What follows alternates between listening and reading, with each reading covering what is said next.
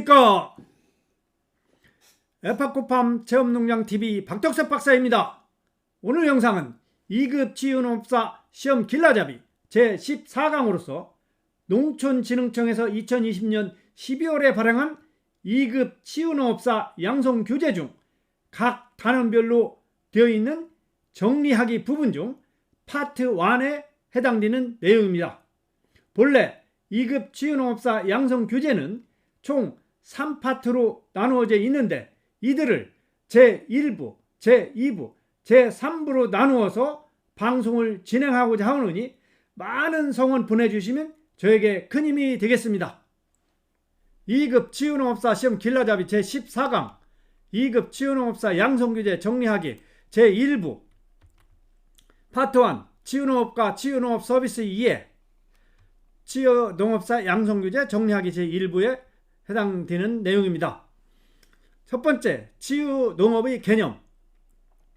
치유농업의 개념은 치유농업은 농업농촌의 다원적 기능을 바탕으로 다양한 농업활동을 통해 치료나 건강 증진의 목적으로 이용하는 일련의 과정으로서 대상자의 심리적, 사회적, 신체적 건강을 회복하고 증진하기 위해 치유농업 자원, 치유농업 시설 등을 이용하여 교육하거나 설계한 프로그램을 체계적으로 수행하는 것을 의미한다고 합니다. 다음은 치유농업의 개념에 대해서 살펴보겠습니다.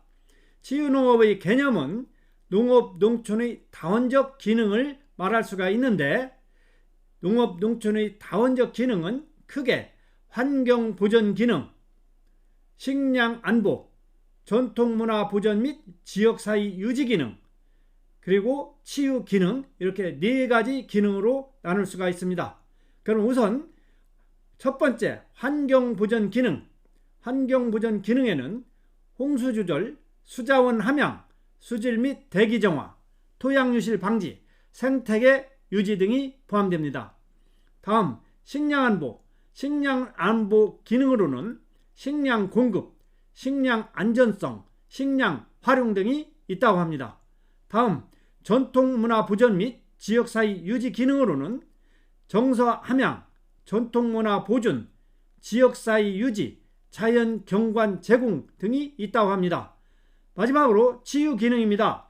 치유 기능으로는 공공의 건강, 교육과 훈련, 사회 통합과 포용, 지역 개발 등 다양한 기능을 보유하고 있다고 합니다. 다음은 치유농업의 가치입니다. 치유농업은 참여 주체별로 다양한 이점이 있는데 대상자에게는 신체, 정신, 사회적 건강에 대한 회복 등의 이점이 있다고 합니다. 또한 운영자에게는 사회적, 경제적 기회를 제공하는 이점이 있다고 합니다. 다음, 지역사회에게는 사회적 통합 및 연계, 지역경제 활성화 등의 이점이 있다고 합니다. 다음은 치유농업의 가치 중에서 가치평가 방법입니다.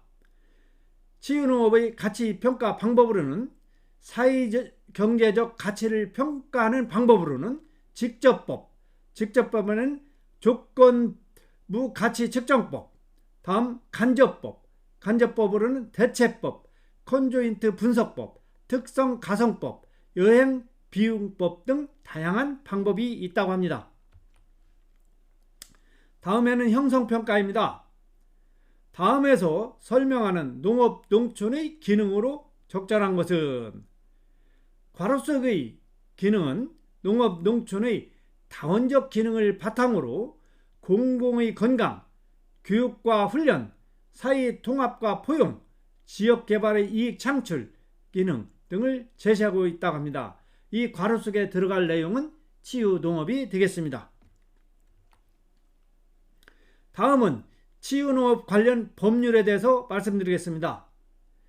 치유농업 연구개발 육성에 관한 법률, 즉 치유농업법은 농업, 농촌 자원을 활용한 치유농업의 활성화를 통해 국민의 건강 증진과 삶의 질 향상 및 농업, 농촌의 지속가능한 성장에 이바지하는 데 그 목적이 있다고 합니다. 그러한 치유농업 관련 법률 중에 주요 내용으로는 치유농업 연구개발 및 육성종합계획 수립, 치유농업 연구개발 보급, 치유농업사의 자격 취득 및 양성 등이 규정되어 있다고 합니다.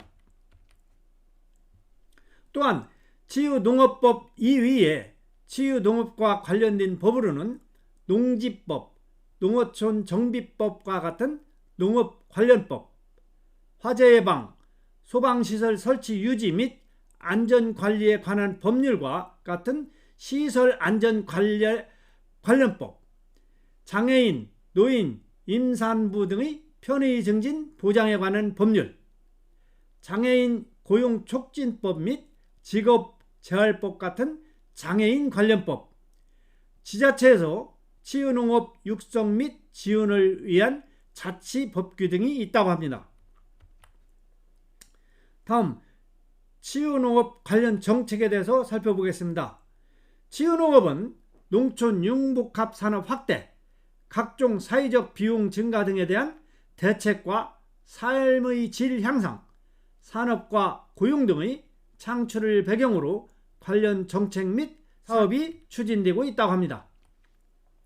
또한 치유농업 관련 추진 정책으로는 농업어인의 삶의 질 향상 및 농어촌 지역개발 5개년 기본계획, 제2차 농촌진흥사업 등이 있으며 농업의 6차 산업화를 통한 치유농업의 활성화, 농촌 신성장 동력 활용 등 농가의 치유농업 전환을 지원하고 있다고 합니다.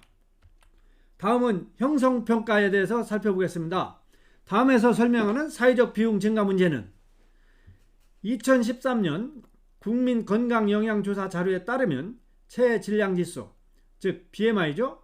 BMI가 25 이상인 성인의 비만 유병률은 남성 37.6%, 여성 25.1%로 나타났다고 합니다. 비만인은 정상인보다 당뇨병, 고지혈증, 고혈압, 관상동맥질환 등 만성질환에 잘 걸리며 각종 암과 관절질환의 발병률이 높은 것으로 알려져 있다고 합니다. 이러한 내용은 의료비 부담 증가가 답이 되겠습니다. 다음은 치유농업 해위 사례에 대해서 살펴보겠습니다. 치유농업 해위 사례. 유럽 등 국외에서 치유농업은 치유농업, 사회적 농업, 녹색 치유농업, 건강을 위한 농업 등 용어가 다양하지만 본질적으로는 치유를 제공하기 위한 농업의 활용, 즉 Using Farming to Provide Care를 의미하고 있는 것입니다. 국가별 치유농업 운영 현황을 보면 치유농장에 대한 재정지원, 농업인 교육, 의료보험 연계, 품질관리 등 다양한 정책을 시행하고 있다고 합니다. 다음은 치유농업 국내 사례입니다. 국내 치유농업은 원예치료를 중심으로 시작되었으며 선진농업국의 녹색 치유농업 사례 및 효과 분석 등 선진국 사례 분석, 전략개발, 대상별 효과 검증, 법제화 방안, 전문 인력 양성, 서비스 제공 전략, 대상자 맞춤형 콘텐츠 개발, 측정의 표준화 연구 등이 수행되었다고 합니다. 또한 연구 결과 식물 매개 치유, 동물 교감 치유, 치유 관광 등 다양한 유형의 치유농업 프로그램을 통해 효과가 검증되었으며 이를 적용하는 방안이 마련 중에 있다고 합니다. 다음은 형성평가입니다. 다음은 어느 국가의 치유농업을 나타낸 것인가? 치유농업 촉진을 목적으로 민간기관 형태의 센터 설립. 2004년에 치유농업 촉진을 목적으로 민간기관 형태의 센터를 설립했다고 합니다. 또한 지역 수준에서 치유농장을 지원하는 기관을 운영하고 있다고 합니다. 또한 농업인 교육훈련센터를 운영하고 있으며 농장의 운영 형태는 협력농장, 기관농장에 따른 재정 지원을 시행하고 있다고 합니다. 이러한 치유농업을 하고 있는 국가는 벨기에라고 합니다. 다음은 치유농업 대상자의 특성에 대해서 살펴보겠습니다. 치유농업 대상자들은 스트레스를 받거나 건강이 좋지 않은 사람들뿐만 아니라 의학적, 사회적으로 치료가 필요한 사람들도 치유농업의 대상이라고 합니다. 또한 치유농업 대상자의 특성을 이해하기 위해 먼저 인체의 특성과 인간 발달 단계를 이해해야 하며 생애 주기별 대상자, 즉 아동, 청소년, 성인, 노인 등 생애 주기별 대상자에 대한 세부적인 이해가 필요하다고 합니다. 다음은 치유농업 대상자 문제의 유형 분석을 해보겠습니다. 치유농업 대상자 문제 유형 분석으로는 장애 범주와 기준은 시대에 따라 관점에 따라 다르게 변화하였으며 장애 범주에는 크게 신체적 장애와 정신적 장애로 나누어진다고 합니다.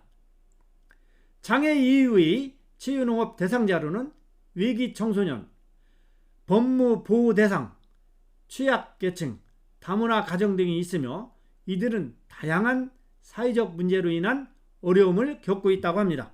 다음은 치유농업 대상자의 일반적 요구에 대해서 살펴보겠습니다. 치유농업 참여자들은 치유농업 참여 시 신체적, 정신적 건강 증진, 사회활동 증진, 직업 능력 및 취업 기회 증진, 여가 및 취미활동 증가 등 다양한 요구를 원하고 있다고 합니다.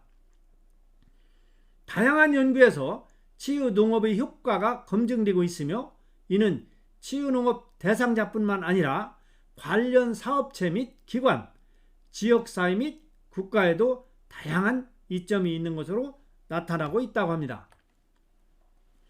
다음은 대상에 따른 치유적 접근 방법에 대해서 살펴보겠습니다.